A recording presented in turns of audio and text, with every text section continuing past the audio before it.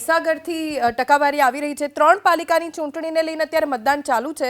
લુણાવાડા પાલિકામાં 27.26% મતદાન થયું છે। સંતરામપુર પાલિકામાં 31.78%, બાલાસિનોર પાલિકામાં 33.56% મતદાન થયું છે। ખૂબ ઓછું મતદાન મહીસાગરની 3 પાલિકાની ચૂંટણીમાં થયું છે। બપોર છતાં મતદાન કેન્દ્ર ઉપર હવે ધીમે ધીમે મતદારોની કતાર જોવા મળી રહી છે અને મતદારોની નિરસ્તાના કારણે રાજકીય પક્ષો ચિંતાગ્રસ્ત થઈ ગયા છે। મહીસાગરથી અમારા સંવાદદાતા હિરેન પંડ્યા જોડાઈ ગયા છે। જાણકારી તેમની પાસેથી પ્રાપ્ત કરીશું।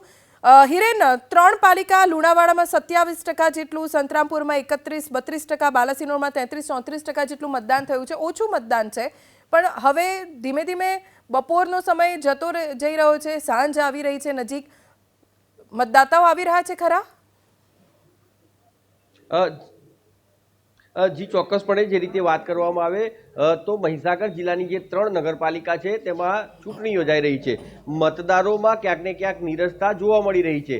હાલ હું કેમેરામેનને કહીશ કે આપને દ્રશ્ય બતાવશે। આ લુણાવાડા શહેરના વોર્ડ નંબર 6 માં પંસિલ સ્કૂલ ખાતેનું જે મતદાન મથક છે, જેમાં એકલ દોકલ મતદારો અહીંયા પોતાના મતાધિકારનો ઉપયોગ કરવા માટે પહોંચી રહ્યા છે। કહી શકાય કે મતદારોમાં નીરસતા જોવા મળી રહી છે।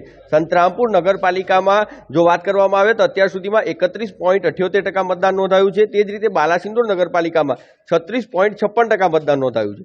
તો લુણાવાડા જે નગરપાલિકા છે તે લુણાવાડા નગરપાલિકામાં સૌથી ઓછું 27.26% મતદાન નોંધાયું છે। એટલે કહી શકાય કે મતદારોની જે છે તે નીરસતા જોવા મળી રહી છે। મતદારો એકલ દોકલ અહીંયા મતદાન કરવા માટે પહોંચી રહ્યા છે।